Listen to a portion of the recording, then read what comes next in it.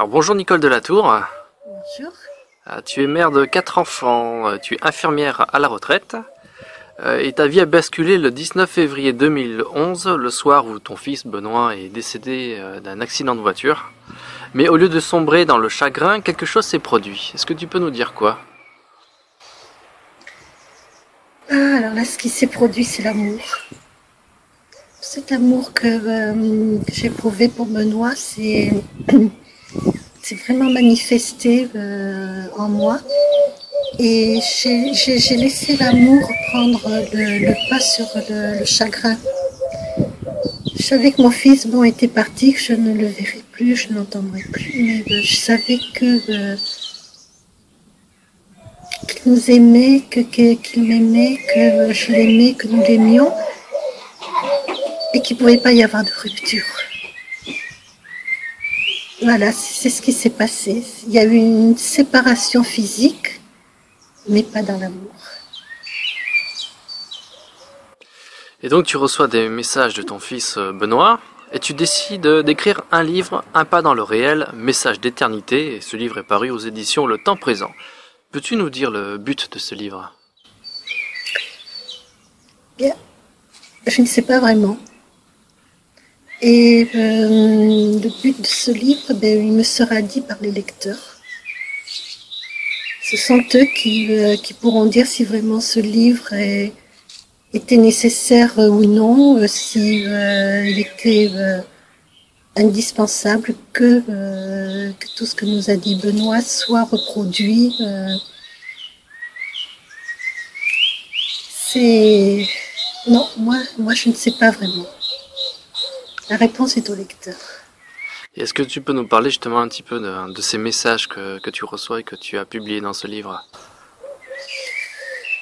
Eh bien, Benoît, il nous dit finalement qui nous sommes réellement, pourquoi nous sommes là et pourquoi ce monde est vraiment dans le chaos, pourquoi tous les gens sont dans une confusion continuelle, même s'ils pensent qu'ils sont bien sains d'esprit, nous avec. Hein.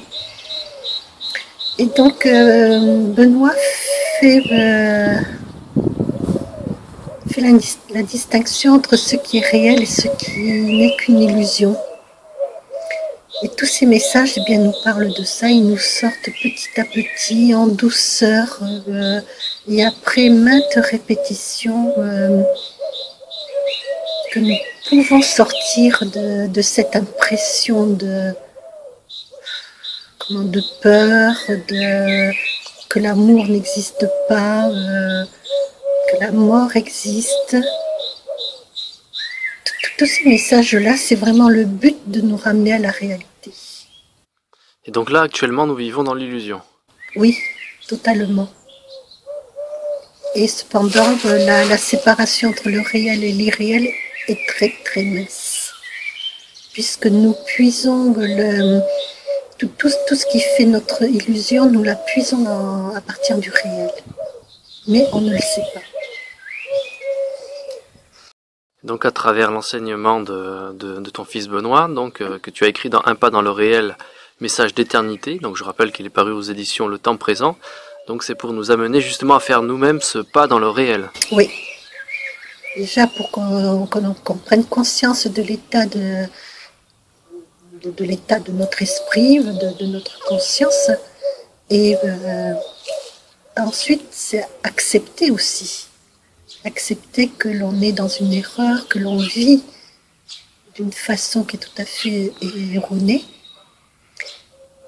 Parce que l'acceptation, c'est déjà un grand pas. Et ensuite, eh bien, quand on commence à accepter, on commence à faire le vide en soi. On commence à se séparer petit à petit de ce personnage que l'on croit être et qui en fait vient du mental. C'est le mental qui a une très très grande emprise sur notre esprit et qui a pris notre vie qui est réelle. Et il l'a remplacée par une vie totalement irréelle. Voilà. On n'aura pas le temps d'expliciter un petit peu tous ces différents thèmes de ces enseignements de Benoît. Donc pour en apprendre un peu plus, il suffit de se procurer donc le livre que voici. Un pas dans le réel, message d'éternité, paru aux éditions Le Temps Présent et donc de Nicole Delatour. Ben, Nicole Delatour, merci.